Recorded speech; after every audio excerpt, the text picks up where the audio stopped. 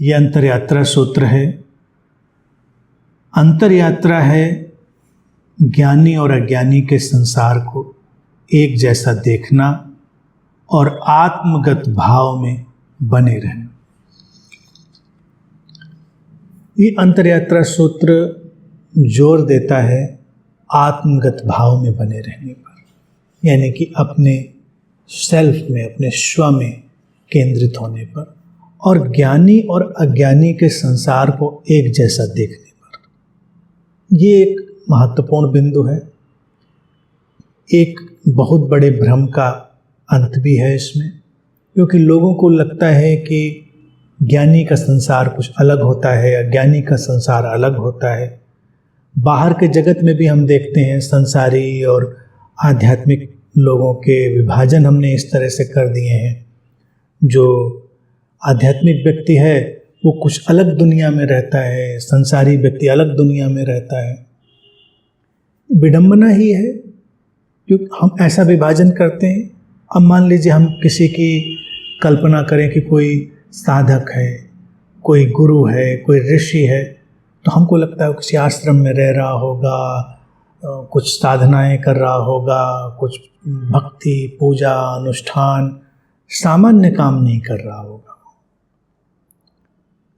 और जब हम कहते हैं कि वो सांसारिक व्यक्ति है तो हमको लगता है वो दुकान मकान व्यवसाय परिवार इस सब में ही लगा हुआ होगा। सूत्र कहता है कि ज्ञानी और अज्ञानी का संसार एक जैसा है, ये देख लेना। वस्तुतः वो एक जैसा है।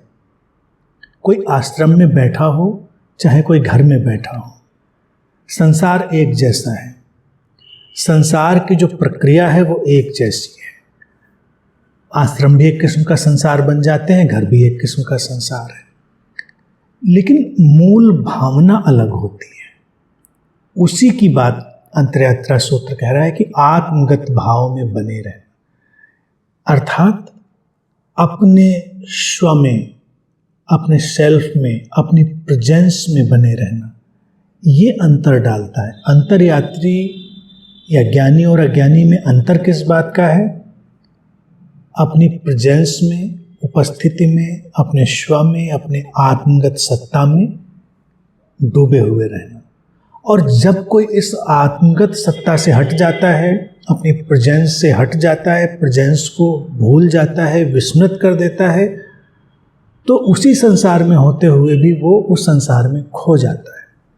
उसके लिए वो संसार पीड़ादायी बन जाता है। उसको अलग से कुछ नहीं करना है, अलग से कुछ उसको नया संसार नहीं रचना है, लेकिन बस आत्मगत सत्ता की ओर मुड़ना ही सारा अंतर ले आता है। तो अंतरयात्री बहुत ही सचेतनता से इस बात को जानने लगता है कि हमको बाहरी किसी भेद को नहीं ढूंढना है, ना उसको बनाना है। यानी कि अगर तुम अंतरयात्रा में जा रहे हो तो तुमको बाहरी जीवन अपना बदलने की उतनी आवश्यकता नहीं है कि तुम अलग तरह के कपड़े पहनो, तुम अलग तरह की बातें करो। वस्त्रों का चुनाव तुम्हारी सुविधा और तुम्हारी जो सजगता की स्थिति है उसके अनुसार हो सकता है, वो एक अलग विषय है, लेकिन इसलिए नहीं कि इसमें यह आवश्यक है। तुम्हारी अंतश्चेतना तुम्हें अंतः प्रेरणा देती है विशेष तरह के वस्त्रों के चुनने का।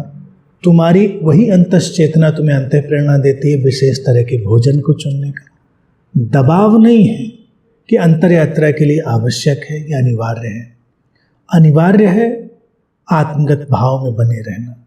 और जब उस भाव में बने रहते हुए कोई चलता है, अब आत्मगत भाव स्पष्ट ही हो गया कि जो तुम्हारी प्रेजेंस है, सेंस ऑफ बीइंग है, यानी अपने जो हम महसूस करते हैं ना, अपना होना, मैं हूँ, निरंतर उस भाव में बने रहना। अब हम अगर अपने जीवन को देखें तो अंतरयात्रा की जब हमको कोई सूचना नहीं होती है, उसकी समझ हमारे पास नहीं होती है, तो हम अपने को भूले रहते हैं। हम सब कुछ कर रहे हैं, हमको सारी चीज़ें पता हैं, लेकिन हम स्वयं को विस्मृत किए होते हैं। यानी कि हम दृश्य में तो खोए हैं, लेकिन दृष्टा का हमको कोई स्मरण नहीं।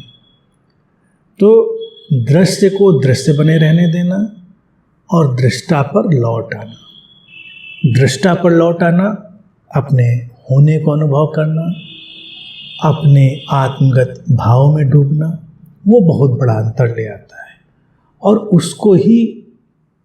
उसको ही हमें देखना है। बाकी सारी बातें छोड़ी जा सकती हैं। इसीलिए ज्ञानी और अज्ञानी के संसार को मापने का कोई उपाय नहीं है, क्योंकि बाहर से खड़े होकर देखने में दोनों एक जैसे लगेंगे, दोनों एक जैसे उठेंगे बैठेंगे, दोनों एक जैसे खाएंगे पिएंगे, एक जैसा विश्राम करेंगे, दोनों को एक जैसी बीमारियां होंगी, एक जैसे बाधाएं आएंगी, एक जैसे जीवन में उतार चढ़ाव होंगे।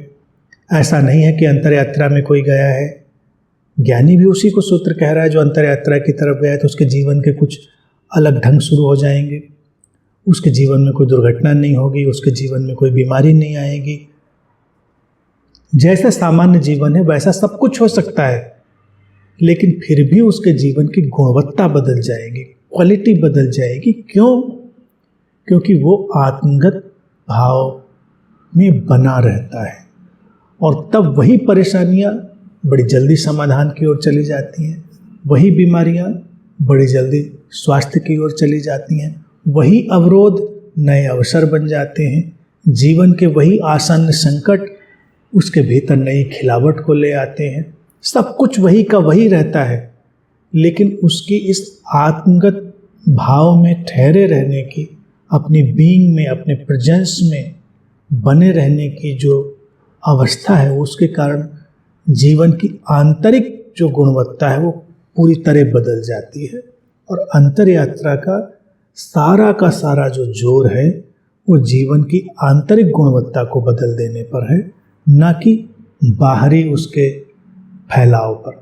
बाहर का सारा फैलाव वही का वही हो सकता है, उससे कोई अंतर नहीं पड़ता, लेकिन आंतरिक गुणवत्ता पूरी तरह बदल जाती है और जीवन के सारे घटनाक्रम में, जीवन के सारे फैलाव में आंतरिक गुणवत्ता का बदल जाना ही अंतर यात्रा का फलित होना है।